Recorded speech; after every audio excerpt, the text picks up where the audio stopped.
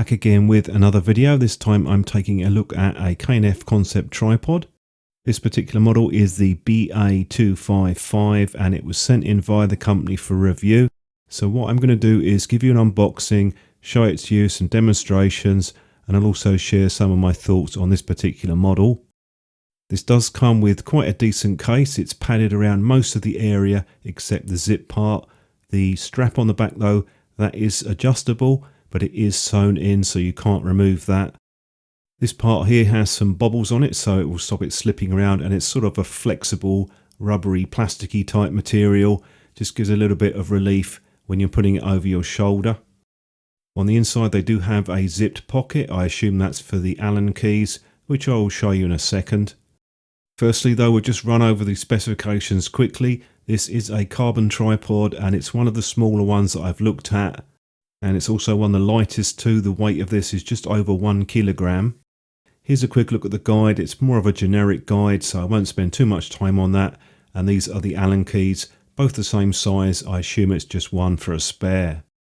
Now I'll take the wrapping off and just show it to you up close and give you an idea of some of the usability areas on this, good and bad. So as it's a travel tripod, the legs are reversed around up to the head.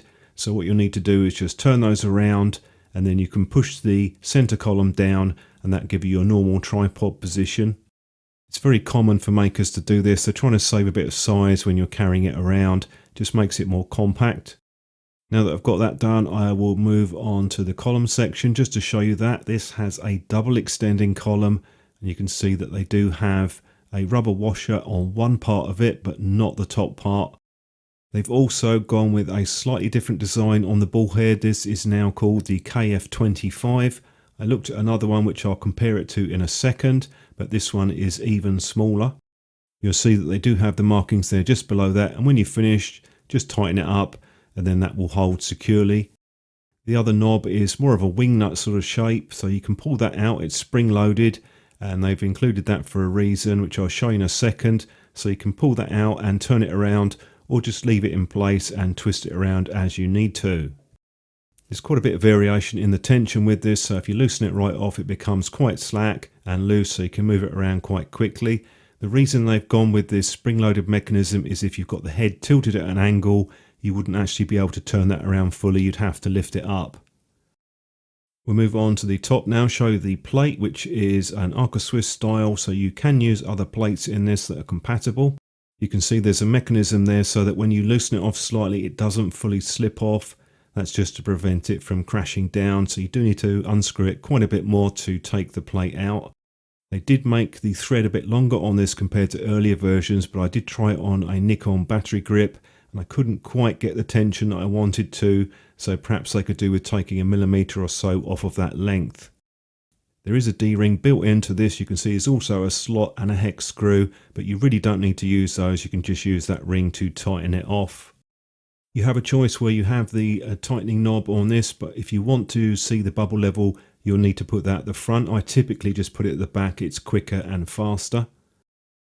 Quick size comparison with the KF28 on the right, which I did a video on that. You can see that the newer ball head is slimmer, but it's also a little bit taller. Design on both is very similar. They both function in the same way. I'll do a few close-up shots now. Looking at the leg mechanism, you can see that you have a pull-out adjuster on this. It's not spring-loaded like some of the other tripods I've looked at, so you need to push that in or pull it out manually. That's not particularly a problem, but it's just a bit slower than the other method, and you have a total of 3 angles on this particular tripod. Give you a different angle now just to show you at the lowest position. You can see there is still a bit of an angle there, so it will lift them off of the ground. They do include an auxiliary thread, 5mm. I measured that out for you. Now we're going to look at the leg section, and what they have here is 4 separate extensions. And the adjusters, they are sort of a hard rubber material, so they have grooves in as well, so they are reasonably easy to grip. I'll extend the legs out now so you can have a look. Obviously when we get to the smallest section, they are the thinnest and they're not too bad in terms of flexibility. I've done a little flex test later on, but the only way around that is really to make them thicker, then you're going to get less bend. Carbon is quite strong, but it does flex a bit. that is one potential area to consider.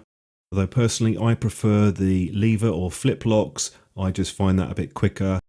On the feet, for some reason they've gone with a plastic. It isn't rubber, so that doesn't have a lot of grip.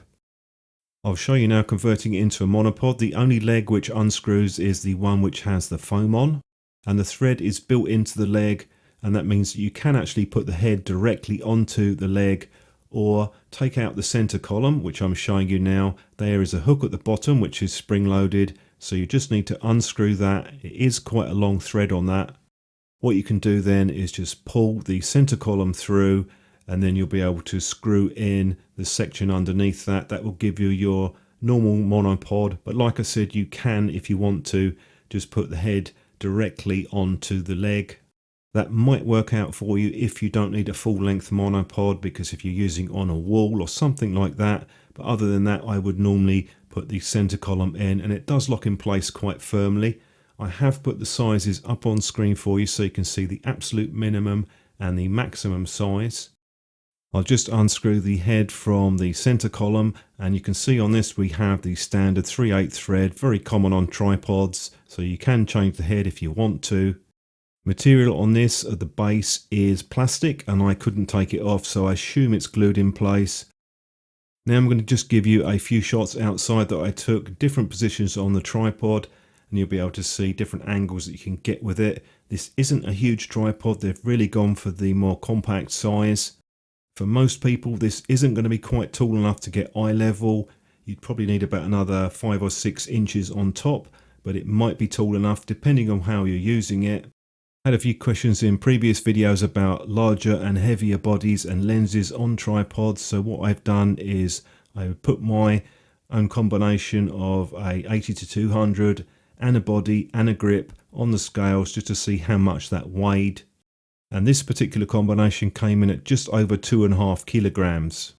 And as you can see here with my shake test, I fully extended the legs and fully extended the column. It does take a few seconds to settle down. To be honest, it's not the sort of tripod I would be using fully extended with a heavy lens or a heavy body.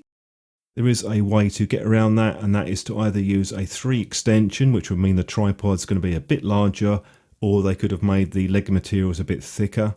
Personally, I found that I got on with the previous compact travel tripod that I looked at, the SA254 M1. I will link to that at the end of the video.